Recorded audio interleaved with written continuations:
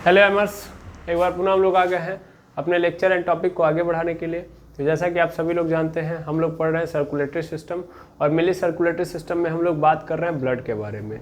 Blood के बारे में भी हम लोगों ने बहुत सारी बातें कर ली हैं, जैसे कि हम लोगों ने प्लाज्मा के बारे में बातें कर ली हैं, और आरबीसी के बारे में भी लगभग बातें कर ली हैं। कुछ बातें और भी बची हैं, उनको हम देख लेते हैं, फिर कहानी को आगे बढ़ाते हैं।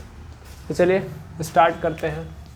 मेनली हम पढ़ रहे थे ब्लड, और ब्लड का हम लोगों ने कंपोनेंट देखा था। तो मेनली हम लोगों ने देखा था कि ब्लड दो कंपोनेंट से मिलकर बना, एक लिक्विड और एक सॉलिड, मतलब दो पार्ट है इसके। लिक्विड पार्ट को हम लोग प्लाज्मा बोलते हैं, और सॉलिड पार्ट को हम लोग मतलब तीन भागों में डिवाइड कर देते हैं, है ना। पहला पार्ट है इसका, मतलब पहला भाग है आरबीसी, दूसरा भाग है डब्ल्यूबीसी, और तीसरा भाग है प्लेटलेट्स।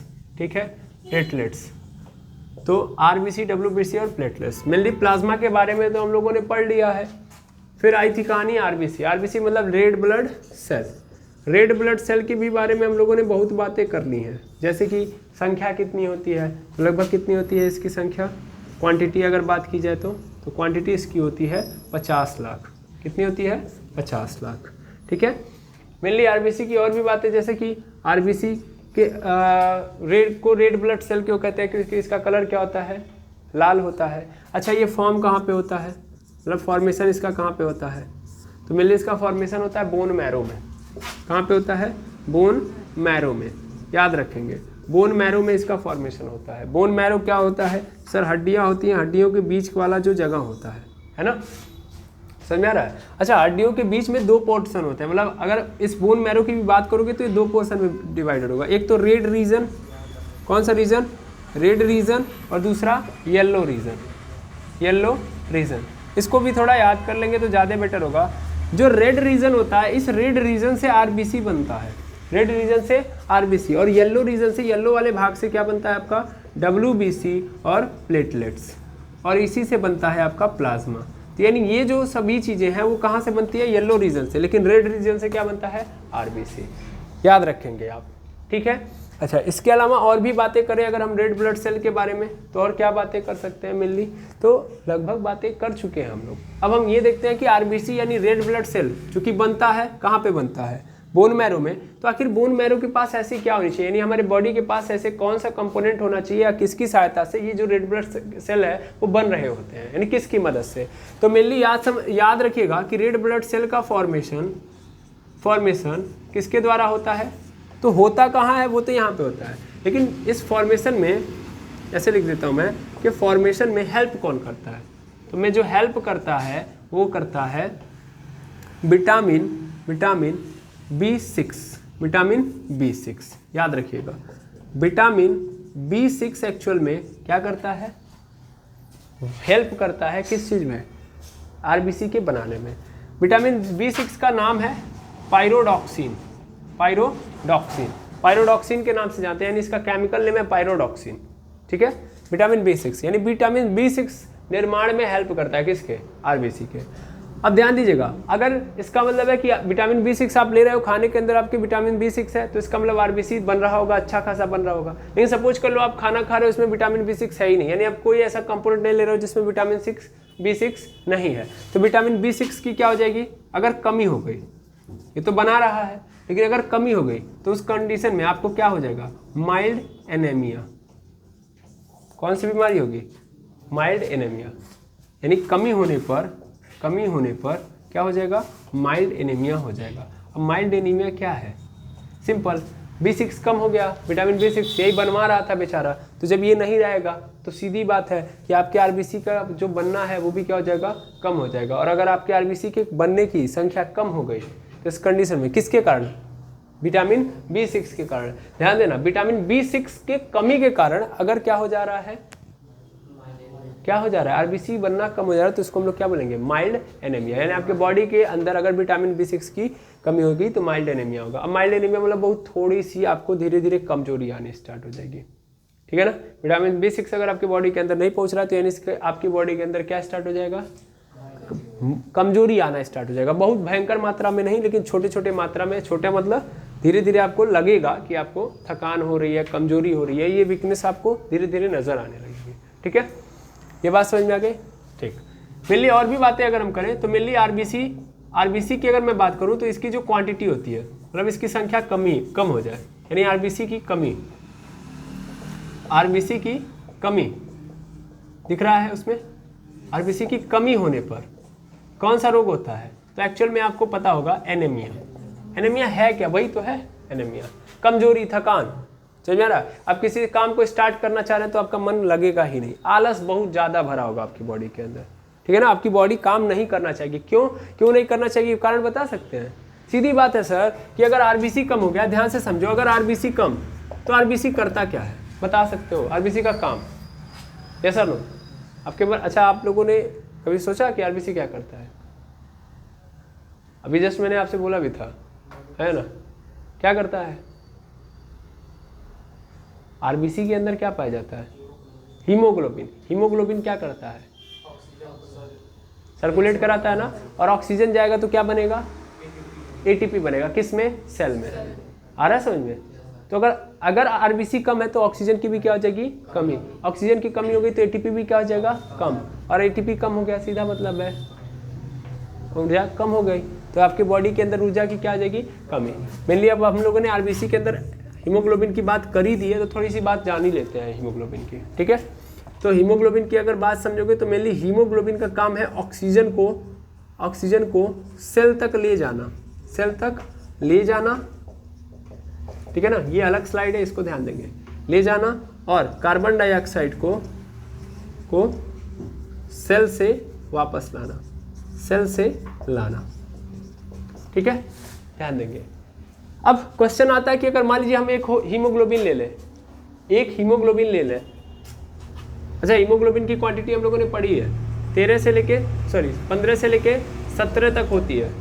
मेनली मैंने इसको 13 से लिख दिया, 13 से लेके 17 तक होती है। किसमें? मेल के अंदर, है ना। और फीमेल के अंदर कितना होती है? 13 से लेके 15 तक होती है, ठीक है। क्लियर है ना? इतनी बात याद रखेंगे। अब मान लीजिए अगर मैं एक हीमोग्लोबिन को ले रहा हूँ, तो एक हीमोग्लोबिन कितने ऑक्सीजन को ले जा रहा होगा, यानी कितने ऑक्सीजन मॉलिक्यूल को ले जा रहा होगा? तो एक हीमोग्लोबिन मेनली 4 ऑक्सीजन को लेके जाता है। कितने ऑक्सीजन को? 4 ऑक्सीजन को। किसके पास? सेल के पास। ये बात याद रखेंगे, एक हीमोग्लोबिन 4 ऑक्सीजन को सेल के पास लेके जा रहा होगा। या सीधा सीधा मैं बोल सकता हूँ कि जो हीमोग्लोबिन है वो ऑक्सीजन को 100% पूरा का पूरा ले लेता है। कहाँ से लेता है? लंग्स से। कहाँ से लेता है? लंग्स से। तो यानी लंग्स है, ये लंग्स क्या देगा भैया? ऑक्सीजन। कितना ऑक्सीजन दिया? 100% ऑक्सीजन। तो 100% ऑक्सीजन किसके साथ कनेक्ट हो जाएगा? 100% ऑक्सीजन कनेक्ट हो जाएगा किसके साथ? Hb के साथ। हीमोग्लोबिन के, हाँ नहीं दिख रहा है? अच्छा ठीक, सॉरी, मैं यहाँ से हट जाता हूँ, यहीं पे आता हूँ मैं, ठीक है। देखिएगा यहाँ पे लंग्स है, ये लंग्स क्या दे रहा है? ऑक्सीजन। कितना परसेंट? 100%। मतलब जितना दे रहा है वो अपने आप में क्या है? 100% है ना। मतलब जितना ऑक्सीजन दिया ये अपने आप में क्या है? 100%। और ये 100 का 100% ऑक्सीजन कौन ले लेगा? हीमोग्लोबिन। तो 100% ऑक्सीजन लेता है भाई, ठीक है ना। O2 के साथ हीमोग्लोबिन आएगा और 100% लेगा। क्लियर है? O2 100% किसके साथ जुड़ जाएगा? हीमोग्लोबिन के साथ। लेकिन कार्बन डाइऑक्साइड के केस में ऐसा नहीं होता है। कार्बन डाइऑक्साइड के केस में ऐसा नहीं होता है। कार्बन डाइऑक्साइड का मात्र 75% ही ये टेक कर पाता है। ये स्ट्रक्चर याद रखेंगे। क्या है कि लंग्स ऑक्सीजन देता है, तो जो ऑक्सीजन देता है अपने आप में 100% है, यानी जितना ऑक्सीजन दिया वो पूरा का पूरा ऑक्सीजन कौन ले लेता है? हीमोग्लोबिन ले लेता है और ले जाके सेल तक पहुंचा देता है। लेकिन जब वापस उधर से सेल कार्बन डाइऑक्साइड देता है, तो सेल अपने आप में जितना कार्बन डाइऑक्साइड देगा वो अपने आप में 100% होगा। उस 100% पोर्शन का हीमोग्लोबिन सिर्फ और सिर्फ कितना ट्रांसफर करवा पाता है? कितना करवा पाता है? 75%। तो सर बाकी का 25% कहाँ चला गया, है ना। तो एक्चुअल में क्या होता है कि ब्लड के अंदर वाटर होता है। ब्लड के अंदर क्या होता है? वाटर। वो वाटर के साथ कंबाइंड हो जाता है और एक एसिड बना देता है, H2CO3। क्या बना देता है? H2CO3। मैं उसको भी बता दे रहा हूँ। मेनली ये बातें आप लोगों ने देख ली होगी। देखिए जितनी भी बातें हैं आप अच्छे से समझते जाएंगे। मैं मानता हूँ कि थोड़ा बहुत इधर उधर मैं बता रहा हूँ, लेकिन एक्स्ट्रा ही है आपके लिए, जो भी है खराब नहीं है, ठीक है। ध्यान देंगे।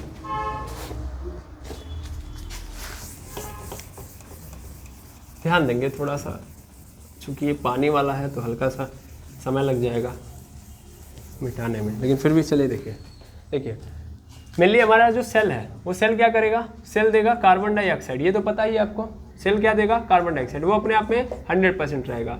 लेकिन इस 100% का मात्र 75% किसके साथ कंबाइंड होगा? 75% कार्बन डाइऑक्साइड किसके साथ कंबाइंड होगा? हीमोग्लोबिन के साथ। बाकी 25% कार्बन डाइऑक्साइड क्या कर जाएगा? H2O के साथ कंबाइंड हो जाएगा, और H2O के साथ कंबाइंड होकर क्या बना देगा? H2CO3। H2CO3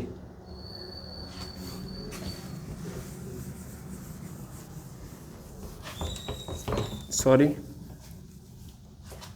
पूरा अब भी भिगा के लेके आया है।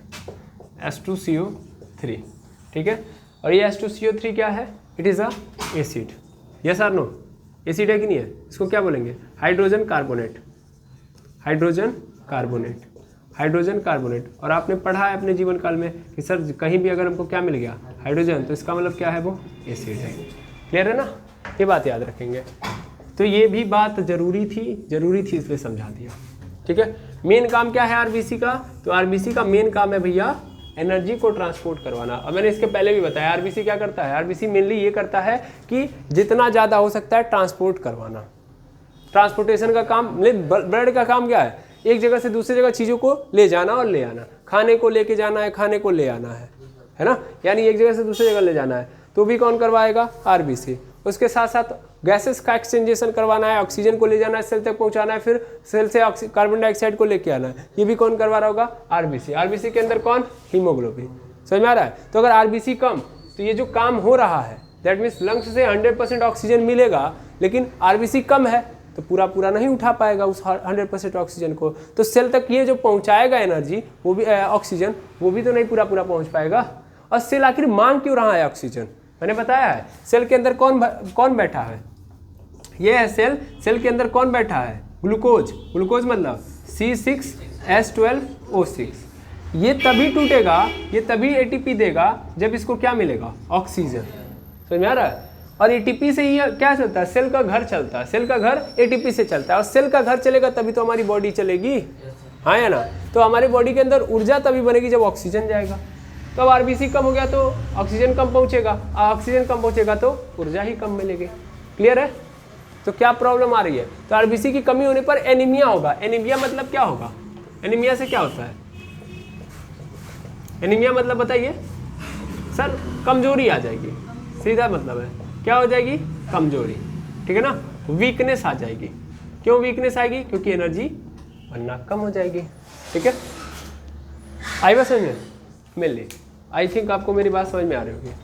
अच्छा ठीक है, अच्छी बात है कि एनीमिया कमी होने पर कमजोरी हो जा रही है, मतलब सॉरी आरबीसी की कमी होने पर एनीमिया हो जा रहा है, यानी कमजोरी हो जा रही है। क्या ऐसा हो सकता है कि आरबीसी की मात्रा बढ़ जाए? हाँ बिल्कुल, ऐसा भी होता है। आरबीसी की मात्रा क्या हो जाती है? बढ़ जाती है। तब उस कंडीशन में उसको क्या बोलेंगे?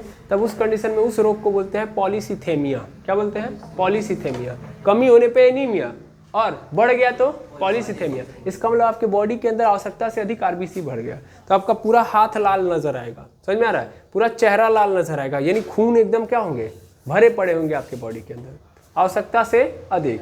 और थोड़ा बहुत अपने बॉडी के ऊपर प्रेशर डाल दिया तो खून वो बाहर आ जाएगा।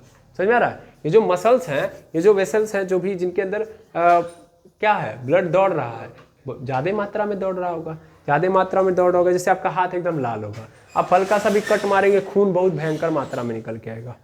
समझ में आ रहा है? जैसे आपका गाल है एकदम लाल रहेगा, और अगर थोड़ा सा भी एक थप्पड़ किसी ने बरियार मार दिया बढ़िया से, तो फिर गाल से भी क्या निकलेगा? खून। तो पॉलीसिथेमिया में ब्लीडिंग बहुत तगड़ी होती है। ब्लीडिंग मतलब खून बहुत जल्दी निकलता है। समझ में आ रहा है? क्यों निकल रहा है? समझ में आ रहा है? क्योंकि भरा पड़ा है अंदर, आवश्यकता से अधिक। क्या मेरी बात समझ में आई? तो कमी से एनीमिया और बढ़ जाने से पॉलीसिथेमिया। गुड, ठीक है, मैं बता रहा हूँ। हीमोसाइटोमीटर क्या होता है? हीमोसाइटोमीटर से आप मेजर कर सकते हो किसको? आरबीसी को, डब्ल्यूबीसी को, प्लेटलेट्स को। समझ में आ रही बात? आयो समझ में? तो मेनली इसको भी मैं लिखवा दे रहा हूँ, इसको मैं पहले हटाऊँ यहाँ से।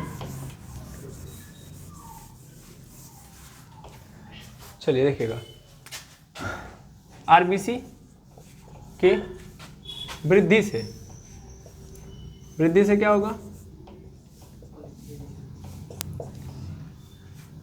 आरबीसी के सीधा बढ़ जाने पर दिखाई दे रहा है, बढ़ जाने पर कौन सा रोग? पॉलीसिथेमिया। पॉलीसीथेमिया, ठीक है। पॉलीसीथेमिया में क्या होता है, समझ में आ रहा है ना? हाँ या ना? पॉलीसीथेमिया। अब पॉलीसीथेमिया में क्या होगा, आवश्यकता, अच्छा उधर नहीं जाना है, यहाँ तक दिख रहा है अभी, अभी यहाँ तक दिख रहा है, नहीं दिखा? चलिए भाई, मैं ज़्यादा ही साइड में आ गया हूँ। बढ़ जाने पर क्या होगा, इधर देख लेता हूँ मैं। पॉलीसीथेमिया, जगह खाली है यहाँ पे देख लेंगे। तो पॉलीसीथेमिया होगा, हिंदी में भी लिख देता हूँ पॉलीसीथेमिया। क्या होगा, आवश्यकता से अधिक आपके बॉडी के अंदर खून दौड़ने लगेगा, आरबीसी आ जाएगी, तो आपका पूरा शरीर लाल लाल हो जाएगा, ठीक है ना? ऐसे बोल देता हूँ, शरीर लाल हो जाएगा। अब शरीर किसी इन्फेक्शन के कारण नहीं लाल होगा, इन्फेक्शन होता है तो भी लाल हो जाता है। बहुत ज़्यादा खजुआ दो, यानी खुजली कर दो, इचिंग हो गया तो भी क्या होगा, लाल। एलर्जी हो गई तो भी क्या होगा, लाल। तो अब इस कंडीशन में ये मत समझना कि वहाँ पे आरबीसी बढ़ गया है, समझ में आ रहा है ना? आरबीसी बढ़ेगा तो नेचुरली आपकी बॉडी क्या लगेगी, रेड लगेगी। सीधा मतलब समझ सकते हैं, ऐसा नहीं कि यहाँ पे कोनो डॉक्टरी वाला टेक्निक आजमाया जा रहा है। सीधी बात है, जब आरबीसी क्या है, आरबीसी मतलब वही है जिसके कारण खून लाल हो रहा है, तब आरबीसी की मात्रा बढ़ गई यानी खून में लाली बढ़ गई, सीधा मतलब है ना। और एक तो खून की मात्रा भी बढ़ जा रही ना, है ना? तो इस कंडीशन में शरीर क्या हो जाएगा, लाल लाल हो जाएगा और ब्लीडिंग तगड़ी होगी। यानी जब भी थोड़ी सी भी कंडीशन में ब्लीडिंग क्या होगी, बहुत तेज। ब्लीडिंग मतलब खून का बहाव बहुत ज़्यादा तेज होगा, ठीक है ना? इतनी बातें आप खुद नोट कर लेना। अब मेजर कैसे किया जाता है, तो मेजरमेंट याद कर लो। मेजरमेंट यानी मापन कैसे होता है, तो एक्चुअल में हीमोसाइटोमीटर का यूज किया जाता है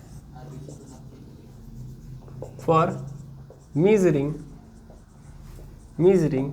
आरबीसी, डब्ल्यूबीसी एंड प्लेटलेट्स। इन सबको किसके थ्रू मापा जाता है, तो हीमोसाइटोमीटर के द्वारा, ठीक है? आई बात समझ में, आया ना? तो आरबीसी की कमी होने पर एनीमिया, बढ़ जाने पर पॉलीसीथेमिया, और मेजरमेंट हीमोसाइटोमीटर। एनीमिया क्या होता है, फील आ रहा है ना? आवश्यकता से अधिक एनर्जी बनने लगेगी, नहीं सर, कम हो जाएगी, क्योंकि ऑक्सीजन की क्या हो जाएगी, कमी। बाकी ऑक्सीजन वाला खेल भी आपको यहाँ पे समझा दिया, ठीक है? तो ये मेन स्लाइड है, अगर देखा जाए तो अभी आज जो मैंने पढ़ाया वो यही पढ़ाया है, ठीक है? चलिए पहले इसको नोट करिए, फिर आगे हम देखेंगे अब डब्ल्यूबीसी। तो चलिए अब आगे देखेंगे हम लोग डब्ल्यूबीसी, ठीक है? डब्ल्यूबीसी, अब डब्ल्यूबीसी को हम क्या बोलते हैं, वाइट ब्लड सेल। थोड़ा सा यहाँ पे धब्बा टाइप में आ रहा होगा, बिकॉज लाइट चली गई है तो प्लस लाइट ऑन है तो थोड़ा वो दिक्कत क्रिएट करेगा, तो मैं इस पोर्शन को ही छोड़ देता हूँ। यहीं पे दिक्कत है, इस पोर्शन को यहाँ पे छोड़ देते हैं, थोड़ा सा और इधर, यहीं से दिक्कत है ना, तो उसको छोड़ दीजिए। अब यहाँ से देखते हैं हम लोग। वाइट ब्लड सेल मतलब श्वेत रक्त कणिकाएं या श्वेत रक्त कोशिका, ठीक है ना? ये कण के फॉर्म में होते हैं, पार्टिकल के फॉर्म में होते हैं, ध्यान दीजिए यहाँ पे। तो श्वेत रक्त कोशिका, अब श्वेत रक्त कोशिका ये तो साधारण नाम हो गया, इंग्लिश में इसको बोलते हैं, हिंदी में इसको ये बोलते हैं, इसका शॉर्ट फॉर्म ये हो गया। लेकिन साइंटिफिक नेम क्या है, केमिकल नेम, सॉरी डॉक्टर साहब लोग क्या यूज करेंगे इसको, तो इसको हम यूज करते हैं ल्यूकोसाइट के नाम से। किस नाम से, ल्यूकोसाइट, ल्यूकोसाइट्स बोलते हैं, ठीक है? ल्यूकोसाइट्स, क्लियर है?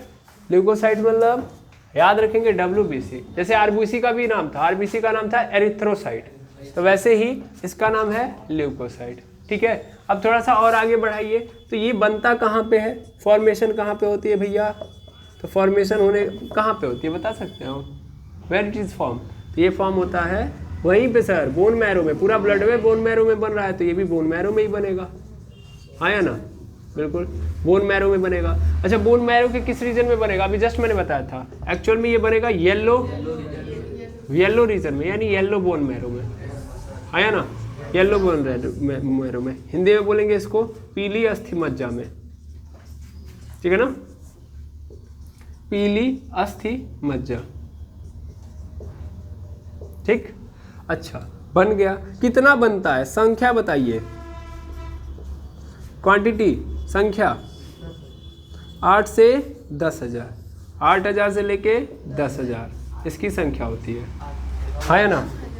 मिली 8,000 से 10,000 एक कंपोनेंट में एग्जैक्ट 10,000 नहीं बोल सकता, मतलब मैं बोल रहा हूँ कि 10,000 है, लेकिन थोड़ा बहुत वेरी करते रहता है। किसी के भी बॉडी के अंदर एग्जैक्ट नंबर नहीं आप बता सकते, मतलब ये बोल सकते हैं कि नहीं ये व्यक्ति अगर कोई भी मनुष्य है तो उस मनुष्य के अंदर 10,000 WBC होंगे ही होंगे, ऐसा जरूरी नहीं, ठीक है ना, वेरी करते रहता है पर्सन टू पर्सन। तो 8,000 से 10,000 होता है। और मैंने इसके पहले भी आपको बताया था कि सबसे कम संख्या इसी की होती है पूरे सॉलिड पार्टिकल के अंदर। अगर देखा जाए तो ब्लड के अंदर सबसे कम संख्या किसकी होती है? WBC की होती है, हाँ या ना? तो सबसे कम संख्या, ठीक है ना, सबसे कम संख्या, सबसे कम संख्या होती है, पहली बात। दूसरी बात, संख्या कम होती है तो मैंने बताया था साइज बड़ी होती है, हाँ या ना? तो यानी इसकी साइज क्या होगी? साइज सबसे बड़ी, साइज सबसे बड़ी होती है, यानी ये क्या है? लार्जेस्ट सेल है, लार्जेस्ट सेल ऑफ ब्लड, याद रखेंगे। सबसे छोटा सेल कौन सा है? RBC, क्योंकि इसकी संख्या क्या होती है? सबसे ज़्यादा, तो उसकी साइज क्या होती है? सबसे छोटी होती है। क्लियर है? और बातें अगर हम करें मेनली, तो अगर हम देखेंगे यहाँ पे क्या बोलते हैं इसका शेप, शेप मतलब समझ पा रहे हैं? आकार कैसा होता है? आकार मतलब बनावट, मतलब बना कैसा होता है, इसकी आकृति कैसी होती है? तो इसकी आकृति फिक्स नहीं होती है, बनावट से फिक्स नहीं होता है। जैसे रेड ब्लड सेल का बनावट फिक्स था कि वो कैसा था? बाई कॉनकेव था आयन, और या ओवल शेप में था, ऐसा नो, लेकिन इसका शेप फिक्स नहीं होता है। ये किसी भी शेप में हो सकता है, ऐसे ऐसे भी हो सकता है, ऐसे ऐसे भी हो सकता है, ऐसे ऐसे भी हो सकता है, तो किसी भी शेप में हो सकता है, ठीक है। Not fixed shape, not fixed shape, कोई दिक्कत नहीं, ठीक है। अच्छा, ये बनी बोन मैरो में है, मरती कहाँ पे है? ये मरती कहाँ पे है? ये तो डेथ कहाँ पे होती है इनकी? पहले ये बताओ, जी कितनी लाइफ स्पेन? बहुत कम जीती है ये, है ना? 14 दिन, 2 से 4 दिन होता है। क्या बात कर दी आपने? 7 दिन है। हाँ ठीक है, मैं 2 से 4 दिन मतलब 4 से 7 दिन वही मैं बोल रहा हूँ, ठीक है ना। 2 से 4 या 7 दिन मतलब मैक्सिमम इनकी लाइफ स्पैन नहीं होती, चूंकि जानते हैं इसका कारण क्या? मैंने अभी जस्ट बोला ना 2 से 4 दिन, थोड़ा सा समझिएगा। मैंने बोला अभी 2 से 4 दिन अप्रॉक्स, पहले समझ लीजिएगा। एक्चुअल में WBC के अंदर ना आपको 5 कंपोनेंट मिलेंगे, यानी ये WBC अकेले नहीं है, ये कई सारे लोगों से मिल के बना है, तो सबका जो लाइफ स्पैन होता है वो सेम नहीं होता है। यानी एक्चुअल में WBC के अंदर 5 सेल है, तो सभी कोशिकाओं का लाइफ स्पैन सेम नहीं होता है, इसलिए मैंने बोला 2 से 4 दिन। अभी आपने बोला 7 दिन, मैंने लिखवाया 7 दिन, ऐसा नो होती है। तो मेनली ऐसे इनके पास भी कहानी ऐसी होती है, तो मैंने बस अप्रॉक्स एवरेज निकाल के बोल दिया 2 से 4 दिन, लेकिन आपको अगर लिखना है तो आप लिख सकते हैं 2 से 7 दिन, ठीक है ना। क्लियर? कोई दुविधा नहीं? तो 2 से 7 दिन लिख लो, कोई टेंशन नहीं है। टेंशन उस बात की होनी भी नहीं चाहिए। यानी आयु कितनी है इनकी? तो ज़्यादा नहीं जीती है, 1 सप्ताह जी जाए बहुत है ना। अच्छा, ये मरेंगी भी तब, मरेंगी तो ये कहाँ मरती हैं? क्योंकि हमने RBC को देखा था, RBC कहाँ पे जाके मरता है? कहाँ पे जाके? स्प्लीन में जाके मरता है ना। ये जब मरता है तो कहाँ पे जाना पड़ता है उसको? स्प्लीन के अंदर। वो ग्रेव यार्ड बोलते हैं उसको, कब्रिस्तान बोलते हैं, खून का कब्रिस्तान। ये RBC का कब्रिस्तान क्या है? तो स्प्लीन है। तो इसका भी कब्रिस्तान है क्या? नहीं, इसका कब्रिस्तान जहाँ पे है वहीं पे है, मतलब जहाँ पे है वहीं पे दफना दिया जाता है। तो कहाँ पे? ब्लड में ना, तो ब्लड में ही खत्म। क्यों? आखिर ऐसा क्यों? तो अच्छा ये बताओ, RBC को स्प्लीन में क्यों जाना पड़ा? तो RBC को स्प्लीन में इसलिए जाना पड़ा क्योंकि RBC के पास अपने आप को मारने वाला सेल है, अपने आप को मारने वाला कंपोनेंट है ही नहीं। और मेन सबसे बड़ी बात, RBC के पास न्यूक्लियस ही नहीं था। समझ आ रहा है? न्यूक्लियस नहीं होने के कारण उसको कमांड मिल ही नहीं पा रहा था। किसको नहीं कमांड मिल पा रहा था? लाइसोजाइम को, अगर आपको याद हो, है ना। लाइसोजाइम क्या लाइसोसोम? बताइए पहले, लाइसोजाइम या लाइसोसोम? मेनली लाइसोजाइम जो होता है हमारे मुंह के अंदर लार में पाया जाने वाला क्या है? एक एंजाइम है, ठीक है। और लाइसोसोम जो होता है सेल के अंदर पाया जाने वाला एक क्या है? सेल ऑर्गेनल्स है, ठीक है ना। इसको मैंने आपको पहले भी समझाया था। तो मेनली किसी भी सेल के मरने का कारण जो होता है ये लाइसोसोम होता है। लाइसोसोम, लाइसोसोम के द्वारा ही क्या होता है? एक सेल की मृत्यु होती है। क्यों? क्योंकि देखिए ये न्यूक्लियस है, ये क्या है? न्यूक्लियस है, और ये लाइसोसोम है। लाइसोसोम के अंदर क्या होता है? लिक्विड भरा होता है। क्या भरा होता है? लिक्विड। लिक्विड मतलब एक एंजाइम होता है। इस एंजाइम को हम क्या नाम देते हैं? Hydrolytic enzyme. कौन सा एंजाइम? Hydrolytic enzyme. अब ये हाइड्रोलाइटिक एंजाइम जो होता है बहुत खतरनाक एसिडिक होता है, बहुत खतरनाक एसिडिक होता है, यानी खतरनाक एसिड नेचर का होता है, या सीधा सीधा बोला जाए बहुत खतरनाक तेजाब होता है। ठीक है, इस तेजाब का काम ये होता है ना कि एक्चुअल में बाहर की जो कोशिकाएं बाहर के जो फॉरेन बैक्टीरिया अगर सेल के अंदर आ रहे हैं तो उनको अपने अंदर डुबा के मार देना। लेकिन ये न्यूक्लियस के अकॉर्डिंग काम करता है, न्यूक्लियस जैसे काम करेगा, मतलब न्यूक्लियस जैसा इससे काम करवाएगा वैसे ये करेगा। तो जब तक तो कंट्रोल रहेगा तब तक अच्छा काम करेगा, यानी न्यूक्लियस जब तक इसके ऊपर कंट्रोल बनाए रहेगा तब तक तो काम अच्छा चलेगा। लेकिन न्यूक्लियस का कंट्रोल खत्म तो लाइसोसोम ब्लास्ट मार जाएगा। इसीलिए इसको क्या बोलते हैं? Atom bomb of the cell. Cell का एटम बम है, ये फट जाता है। समझ में आ रहा है? तो मेनली जब किसी की डेथ हो रही है, जैसे हमारी ही डेथ हो रही है, तो सबसे पहला हमारे साथ ब्रेन छोड़ देगा, हमारा दिमाग काम करना क्या हो जाएगा? बंद। तो जब काम करना बंद हो जाएगा तो हमारी बॉडी को के अंदर जितने भी फंक्शन हो रहे हैं उनको कमांड मिलना बंद हो जाएगा। तो धीरे धीरे क्या हो जाएगी? बॉडी खत्म, क्योंकि उसके सेल के अंदर जो न्यूक्लियस होगा वैसे वो भी करेगा। न्यूक्लियस भी कमांड देना क्या कर देगा? बंद। और जो ही न्यूक्लियस कमांड देना बंद करेगा तो ही लाइसोसोम तुरंत क्या हो जाएगा? फट जाएगा। फट जाएगा तो लाइसोसोम फट गया तो सेल पूरा का पूरा क्या हो जाएगा? खत्म। क्लियर है कि नहीं है? है समझ में? उसमें क्या था? किसमें? आरबीसी में न्यूक्लियस ही नहीं था, न्यूक्लियस था ही नहीं तो लाइसोसोम इसीलिए था ही नहीं। पहली ही कहानी वहीं पे खत्म हो गई थी। न्यूक्लियस रहेगा तभी तो कमांड करने के लिए, मतलब कमांड करने वाला रहेगा तभी तो लाइसोसोम आएगा। वैसे ही इतना खतरनाक है ये, तो इसीलिए जब वो मरता था तो उसको कहाँ जाना पड़ता था? खत्म होता ही नहीं था, स्प्लीन में जाना पड़ता था। और ये एक और फायदा था कि आरबीसी फिर स्प्लीन में जाता था ना तो वहाँ से फिर वापस हम उसका यूज भी कर सकते थे, ऐसा नो, तो रीजनरेट हो जाता था आरबीसी। लेकिन इसके पास ऐसा नहीं, इसके पास लाइसोसोम है, इसका लाइसोसोम इसको जब इसकी आयु खत्म, न्यूक्लियस का कहानी खत्म तो तुरंत फट जाएगा, फट जाएगा और डब्ल्यूबीसी को यहाँ पे क्या कर देगा? खत्म कर देगा। कहाँ पे? ब्लड में ही, ब्लड में ही, ब्लड में ही मर जाएगा।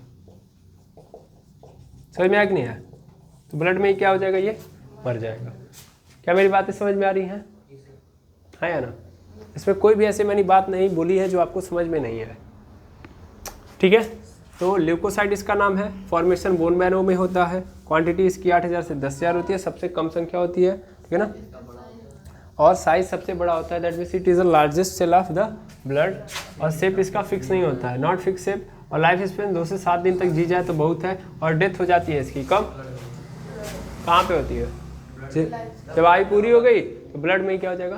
ब्लड में होगा, बोन मैरो में नहीं, बोन मैरो में बनेगा, बोन मैरो से बनने के बाद ब्लड में आएगा, ब्लड में ही इसकी डेथ हो जाती है। समझ में आया?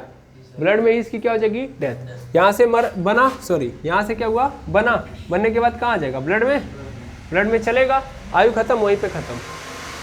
इसके लिए इसको स्पेशल एक जगह नहीं जाना पड़ेगा। आरबीसी मरता है तो कहाँ ले जाना पड़ेगा? स्प्लीन में। इसके लिए ऐसा कुछ नहीं है, ब्लड में ही खत्म। क्यों खत्म? समझ में आ रहा है ना? आयु खत्म, न्यूक्लियस की कहानी खत्म, मतलब न्यूक्लियस का कंट्रोल खत्म, लाइसोसोम फट गया, खत्म, सेल डिस्ट्रॉय। क्लियर है? समझ में आया? गुड। अब ये डब्ल्यूबीसी क्या करता है? जैसे आरबीसी का काम क्या है? आरबीसी का मेन काम है भाई कि ट्रांसपोर्टेशन करवाना, न्यूट्रिशन का न्यूट्रिएंट जो है उनका ट्रांसपोर्टेशन करवाना, गैसेस का एक्सचेंजेशन करवाना। ये काम कौन कर रहा होता है? देखो हमारा ब्लड एक काम नहीं करता है, 75,473 काम कर रहा होता है। तो अब वो सब काम अकेले नहीं ना करेगा ब्लड। मतलब क्या? ब्लड के अंदर कुछ होगा तभी तो होगा।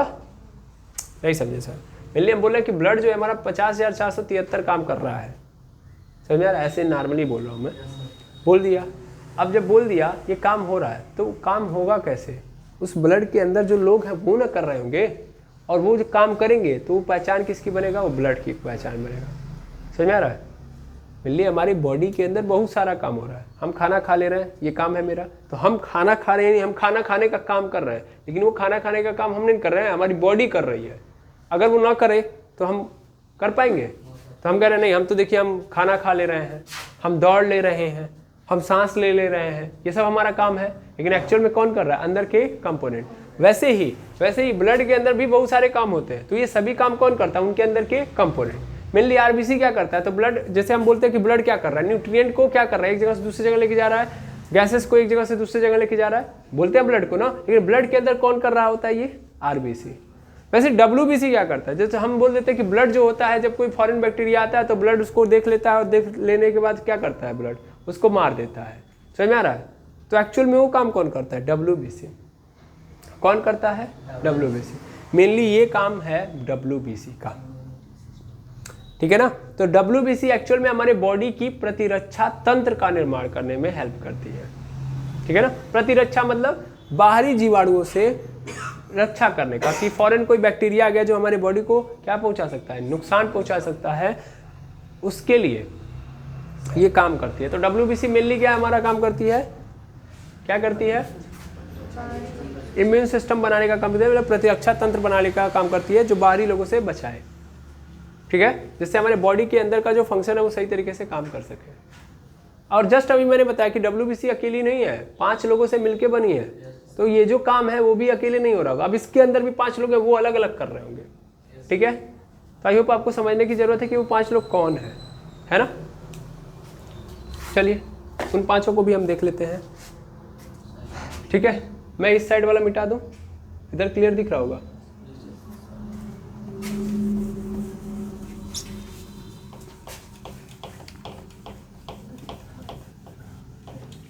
तो ध्यान देंगे, मेनली जो WBC है इसको कई सारे नाम भी इसीलिए दिए जाते हैं क्योंकि इम्यून सिस्टम का निर्माण कर रही है।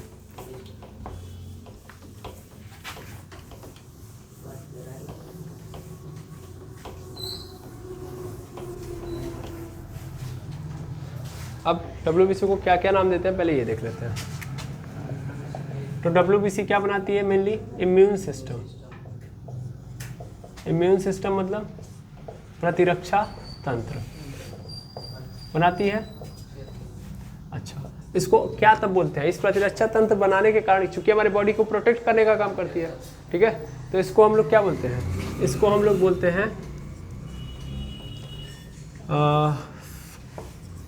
Bodyguard of the cell, sorry bodyguard of the body, bodyguard या बॉडीगार्ड सेल बोलो। ऐसी सेल जो हमारी बॉडी को क्या करती है, गार्ड करती है, सुरक्षित रखती है ना। अच्छा, उसके साथ साथ और क्या बोलते हैं इसको, तो मेनली इसको एक और नाम देते हैं, मैं ऐसे बोल सकता हूँ सोल्जर सेल, ऐसा नो, सोल्जर सेल क्या करती हैं, मतलब सैनिक है ये, ऐसा नो, या सिक्योरिटी गार्ड भी बोल सकता हूँ मैं, या सोल्जर सेल भी बोलो। तो सैनिक कोशिकाएं हैं ये, मेनली हमारी बॉडी को क्या करती हैं, एक प्रकार से ये समझ लो हमारी बॉडी के अंदर एक फोर्स है पूरी WBC, ये क्या करती है, बाहरी कोशिकाओं से सुरक्षित रखती है, ठीक है ना। या आर्मी ऑफ द सेल बोलो ना, ऐसे सबसे पहले अच्छा लगेगा, army of the cell. Army काम करती है ना, आर्मी हमको बचाती है बाहरी लोगों से, तो army of the cell, sorry army cell, not army of the cell, army cell, ठीक है।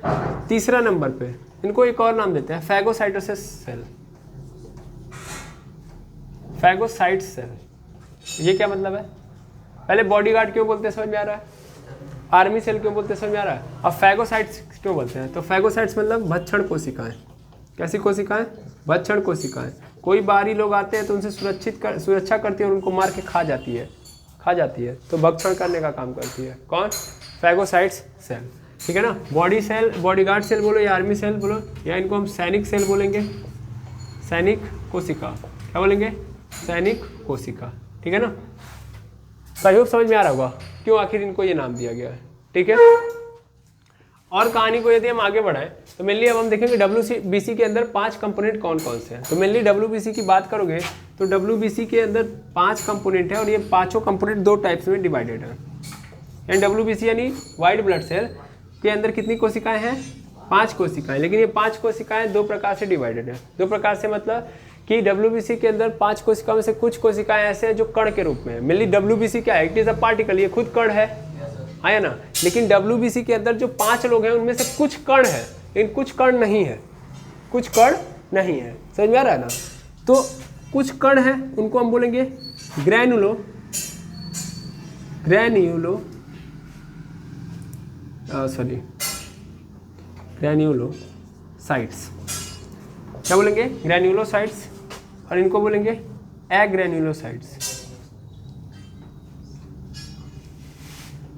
अग्रैन्युलोसाइट्स।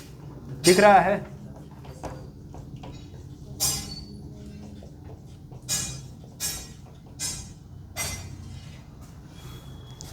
ग्रैन्युलोसाइट्स और अग्रैन्युलोसाइट्स। ग्रेन्युलोसाइट्स मतलब कणिकामय, और अकणिकामय, अकणिकामय, ठीक है, अकणिकामय, ठीक है, कणिका में और अकणिका में। अब क्वेश्चन आता है कि कौन सी सेल्स जो होती हैं वो कणिका वाली होती है, मतलब कण होते हैं, कण के फॉर्म में होती हैं। तो मैं यहाँ पे नाम लिख दे रहा हूँ इनके, यहाँ पे आपको नाम देख लेंगे, दिखाई दे रहा है यहाँ पे, ठीक है। तो सबसे पहला हमारे पास आता है न्यूट्रोफिल। कौन सा फिल? न्यूट्रोफिल्स, ठीक है। फिर आता है बेसोफिल, बेसोफिल्स, ठीक है। और तीसरा आता है एसिनोफिल्स। तो जितने फिल्स वाले हैं ये सब क्या हैं? ये सब कण के फॉर्म में रहते हैं, ठीक है। और दो और कोशिकाएं हैं जो नहीं पाई जाती हैं कण के फॉर्म में, वो है, एक है मोनोसाइट, मोनोसाइट्स, और दूसरा है लिम्फोसाइट, ठीक है, लिम्फोसाइट्स। आई होप समझ में आ रहा होगा, मोनोसाइट और लिम्फोसाइट, क्लियर है। फिर से ग्रैन्युलोसाइट्स के अंदर कौन कौन सी आती है? 3, न्यूट्रोफिल्स, बेसोफिल और एसिनोफिल्स। इसको हिंदी में भी वही बोलते हैं, तो इसको हिंदी में भी लिखोगे तो वही बोलोगे, न्यूट्रोफिल, ठीक है। फिर क्या मिलेगा? बेसोफिल और एसिनोफिल, ठीक है, एसिनोफिल। इसको बोलेंगे हम लोग मोनोसाइट, इसको बोलेंगे लिम्फोसाइट। समझ में आया ना? अब इनके काम बड़े अलग अलग हैं, इनकी मात्रा भी बड़ी अलग अलग है, ठीक है ना। सबसे ज़्यादा पाया जाता है जो न्यूट्रोफिल है। ये सब बातें हम नेक्स्ट वीडियो में देख रहे होंगे, लेकिन फिलहाल में जनरल बातें हम कर लेते हैं कि न्यूट्रोफिल, बेसोफिल या एसिनोफिल मेनली कर क्या रहे होते हैं। तो न्यूट्रोफिल मेनली जो काम करता है वो जानते हैं क्या करता है? क्या कर रहा होगा न्यूट्रोफिल?